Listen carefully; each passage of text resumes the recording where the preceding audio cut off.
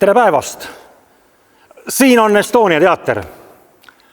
Estonia teater ütleb teile tere, ehkki publik ei ole saalis ja orkester siin minu selja taga ei ole kogunenud oma tavapärasesse töötsooni, mida nimetatakse orkestri auguks. Seal ei põle ükski later ja ei mängi ükski pillimees. Aga ma usun, et varsti me saame kõik seda rõõmu uuesti kogema, sest muusika elab meie südames ja loomulikult kõik pillimehed harjutavad hoolega, et tulla ja pakkuda publikule taas muusikaelamust. Estonia teater on muusikateater, mis tähendab, et teater täis muusikat. Ja nii see on. Usun, et need seinad siin ja seal ja see lagi kõik on kuulnud ja võiks jutustada ja heliseda, kui me suudaksime seda kuulata. Need on helisid täis. Orkester on muusikateatri lahutamatu osa. Teater ja muusika. Nad käivad siin koos. Siin laval tantsitakse balletti, siin lauldakse ooperit, muusikali, operetti ja orkestri pillimehed tavaliselt siin ei seisa. Aga ma pean ütlema, et see on eriline tunne, kui sulle prožektori valgus paistab silma ja kui saalis on üle 800 inimese publikus, siis on see küll teatud mõttes kõrgendatud emotsionaalne seisund, millest kindlasti ka esineja tunneb suurt rõõmu. Täna siin teie ees on orkestrimäng. Orkestrimäng oma tähenduses on mäng pillidega, mäng oma kolleegi, naabermuusikuga ja loomulikult muusika endaga. Täna on mul kaaslaseks minu kolleeg, tuubamängija Kornelius. Kornelius on samuti meie orkestri liige ja ta ei räägi mitte eesti keelt, ta räägib saksa keelt ja oskab ka inglise keelt rääkida. Isit? Ma räägin, jah. Selge, ta saab eesti keelest aru õnneks ja loomulikult, nagu teada on muusika rahvusvaheline keel ja muusikat võib mängida ükskõik mis keelt valdav inimene, kas ta on pärineb Saksamaalt, Austraaliast, Ameerikast, Rootsist, Soomest ja nii ka tõepoolest on. Meie orkestris mängib väga-väga palju neid mängijad, kelle kodumaa on Eestist väga kaugel. Aga muusika toob meid kokku. Minu käes on trompet ja trompet on vaskpuhkpill. Trompet on vaskpuhkpilli perekonna kõige väiksem liige ja teeb ka kõige kõrgemat häält. Ja just nimelt sellepärast, et mida väiksem on pilli mensuur ehk siis mõõt, seda kõrgemad on tema helid. Ja nagu siin näha on see perekond mul päris rikkalik. No see on nii nagu inimestega. Meil on olemas vanaisad, vaarisad, isad, emad, lapsed ja päris väikesedki imikud. Nad kõik laulavad oma laulu, kuulevad helisid maailmas. Tuuba on Korneliuse pill ja tuuba on hoopis teises mõõdus vaskpuhkpill. Kui trompetirühma tavaliselt kuulub 2, 3, 4 mängijat, siis tuubamängijaid orkestris on ainult 1. Üliharva läheb võib-olla vaja 2. Aga pille, nagu näete, on tuuba perekonnas ka üpriski palju. Kornelius tõi välja siia 3 tuubat ja siis veel ühe niisuguse imetabase pilli, mille nimi on Chimpasso. Aga loomulikult neid tuubasid on tal palju rohkem ja ma ütlesin talle, et ära rohkem too. Meil on see neid küll. Kornelius, miks tuuba peab olema nii suur pill?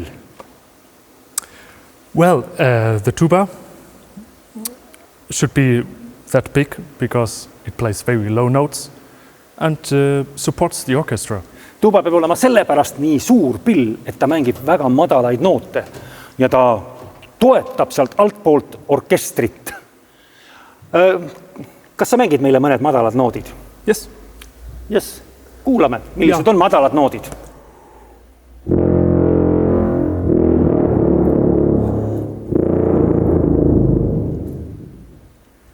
Need on nii madalad, et sealt kuuldub niisugune põrin, peaaegu et nagu mootori heli. Need on nii madalad helid, et neid nimetatakse infrahelideks ja kuskil hetkel lõpeb inimese kõrval ära oskus ja taju neid helikõrgusid eraldada. Täpselt nii, kui minna helidega kõrgustesse, siis kuskil ultrahelide kandis lõpeb ka ära inimese kõrva loomulik taju neid helikõrgusid eraldada. Aga õnneks meie orkester mängib kõik meile kuuldavates helisagedustes, pillid omas perekonnas ja praegu me esitamegi teile ühe küllalt eaka, väärika pala, mis kõlab ka tänapäeviti. Nimelt on tegu Taani kuninga marssiga. Kuninglikest kaunitest aegadest, kui Taani prints kutsus endale külalisi jõukonda ja teda tervitati sellise muusikaga. Muuseas, seda muusikapala mängitakse ka tänapäeval Stockholmi raekojas, kui antakse kätte Nobeli preemiaid. Oled sa valmis? Valmis.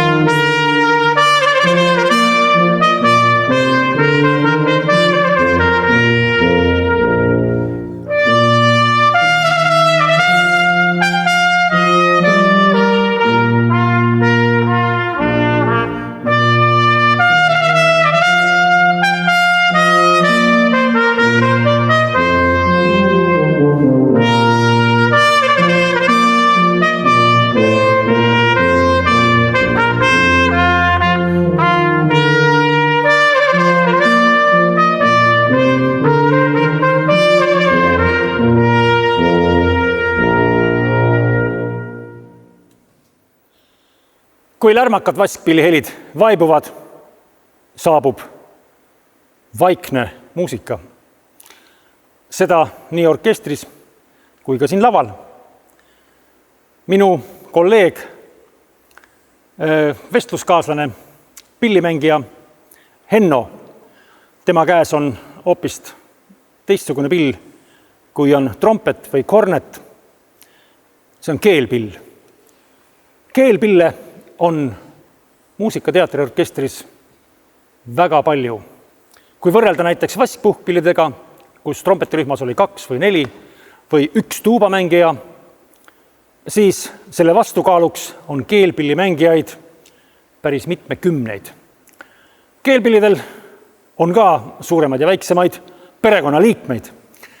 Viiul on kindlasti teada-tuntud pill, mis heliseb siin maailmas ka juba mitmeid sadu aastaid.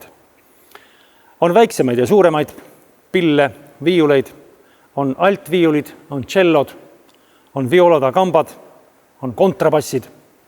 See perekond on väga-väga mõõtmatult suur. Enno käes on täiesti tavaline viiul ja kui Enno mängib meie teatri orkestris esimest viiulit, siis võikski küsida, Enno, kas sinu käes on esimene viiul? No neid esimesi viiuleid on meil siin kohe 10 inimest, kes me siin õhtust õhtusse mängime. Ja tegelikult see pill on sellest äsja nimetatud perekonnast on tegelikult kõige väiksem meil. Küll, jah. Ja miks meid nii paljukesi oleme? Lihtsalt sellepärast, et meie pillid teevad nii palju nõrgemat häält, võrreldes selle sama pilliga, mis on siin kolleegil Priidul on käes. Ja lihtsalt meid sellepärast on rohkem. Väga hea. Loomulikult viiul on ju nähtud, tuntud ja kuuldud pill. Seal on peal 4 keelt ja selle tõttu nimetataksegi ka neid keelpillideks ja neid mängitakse nii poognaga, mis on sinul paremas käes. Seal on poogna jõhvid, valged, need on valge hobuse saba jõhvid, neid on seal päris mitu nii-öelda karvakest vist üle 100 kaugelt. Kaugelt üle 100. Kaugelt üle 100. Ja loomulikult peab kuskil olema neid kenasid valgeid hobuseid, et ikka keelpillimängijatele neid jõhve jätkuks sinna poogna külge. Aga kui kuulaks õige selle viiuli imeilusat kõla. Mul on meeles üks väga-väga tuntud Eesti film Oskar Lutsu Sulest on see raamat pärilt. Kas sa mäletad, Enno, mis tuntud viis seal kõlab? Oi, meie geniaalne Veljo Tormis tegi ju sinna muusika ja ta kasutas palju seal rahvalaulu ja tegelikult see on ka üks rahva pärimusest laul. Aga ma kohe mängin.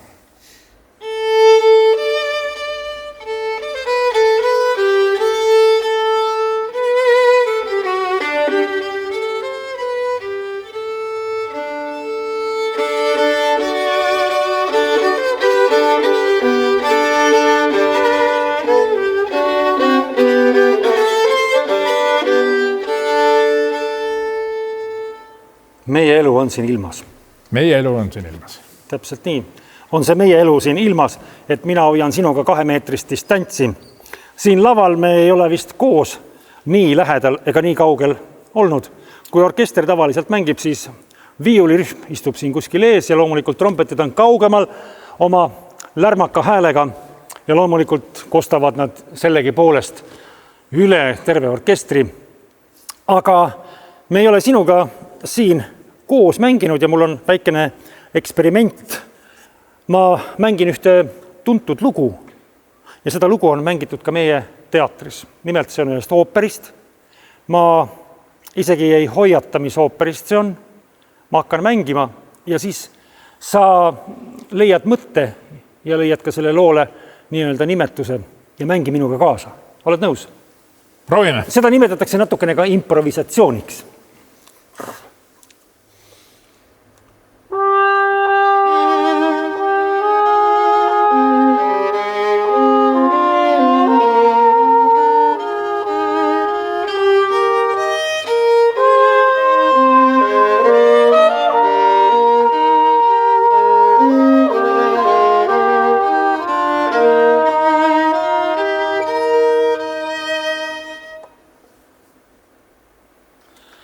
Viiulid, keelpillid.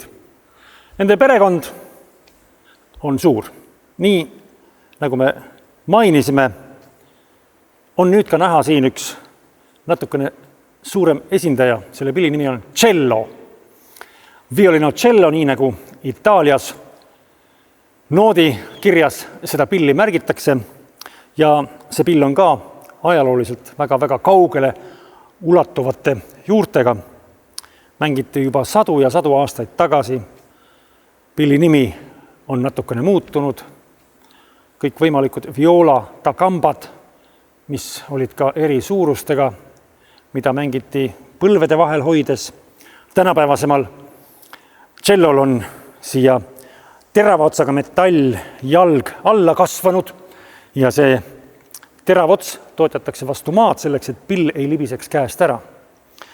Cello on palju mahukam oma korpuselt, mis siis kõlab ja annab välja ka loomulikult palju teistsugusemat heli kui viiul. Viiul on kõrgema häälne pill, cello jällegi madalama häälne pill. Nii et orkestri kõla saabki oma rikkuse just nendest erinevatest kõrgustest, diapasoonidest ja tämbritest, mida siis pillid omal moel välja mängivad. Samuti on keelpillil cellol peal 4 keelt, mida saab mängida nii sõrmitsedes pizzicato štrihiga kui poognaga, täpselt nii nagu sai mängida viiulit. Ja Mati, minu kolleeg siit meie ooperi ja sümfooniaorkestrist, igapäevaselt mängib cellorühmas ja kui viiuleid, esimeses viiulis oli 10 mängijat, siis cellosid istub tavaliselt orkestris 6 mängijat. Ja nad istuvad kõrvuti ja mängivad ühest noodist. On see nii, Mati? 2 kaupa, jah. 2 kaupa. Ja kui mängitakse poognaga, siis kõik mängivad poognaga. Kui on kirjutatud pizzicato, siis mängitakse pizzicatoga. Praegu tahakski näha, kui sa näitad meile, kuidas on pizzicato mäng.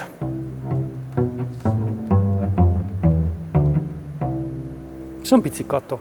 Aga poognaga, kuulame ühe pala ja paneme tähele, kuivõrd teistsugune tämber on tšellol võrreldes viiuliga.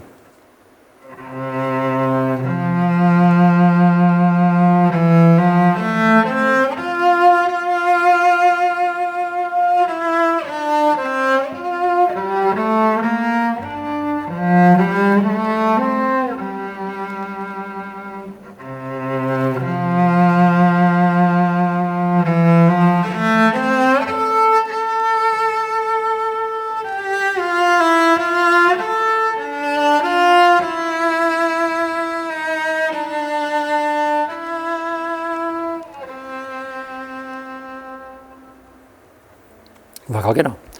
Ilmselt ei ole ka sina siin Estonia teatri laval tihti esinenud. Orkestri auk on meil siin selja taga.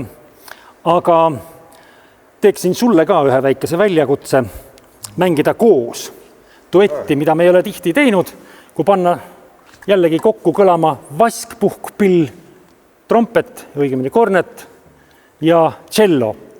Et keelpillidega paremini kokku sulada, kuna me ei ole arvulises võrdsuses, siis ma kasutan sellist väikest instrumendi lisa, milleks on sordiin. Sordiin muudab pilli heli natukene vaiksemaks ja muudab ka tämbrit.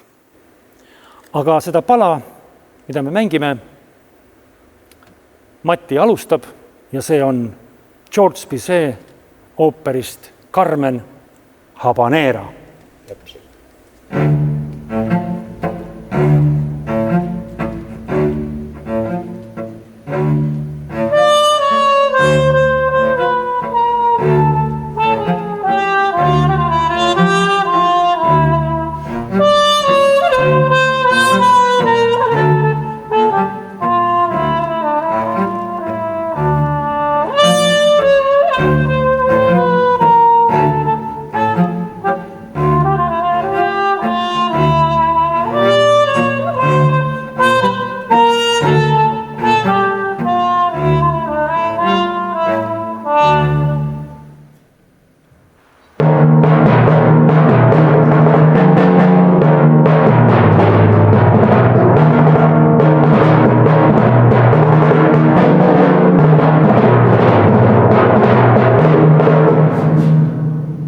Loodusjõududega tuleb ka muusikas vahest võidelda ja kõike seda ka need pillid suudavad väljendada.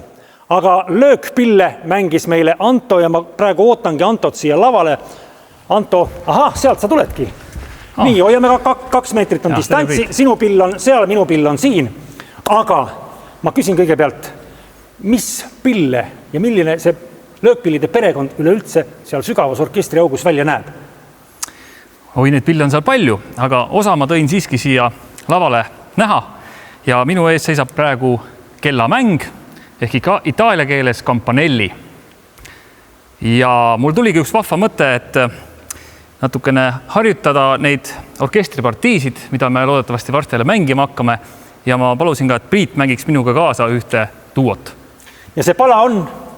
Ja see pala on balletist Alice Imedemaal noorte tüdrukute tants.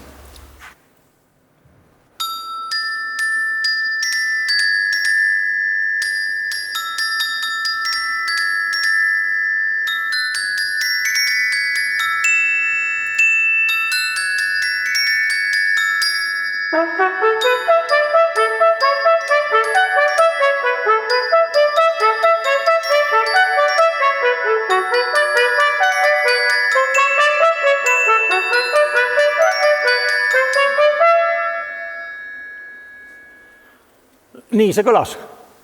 Ja nii see kõlab ka orkestris. Ja loomulikult me kutsume kõiki seda muusikat kuulama ja loomulikult balletti imetlema. Aga nii nagu ma küsisin sult, et löökpille on seal perekonnas päris palju, seal on siis timpanid, mida me kuulsime, kuidas kõuehäälselt sa müristasid seal. Nüüd kõlas selline pill nagu kellamäng. Kellamänge on vist ka suuremaid ja väiksemaid. On, see on üks suurematest. Suuremaid häälseid, kõvema häälseid ja vaiksema häälseid. Siis on seal kindlasti veel triangleid, tamburiine, kastanjetid ja soolotrumm.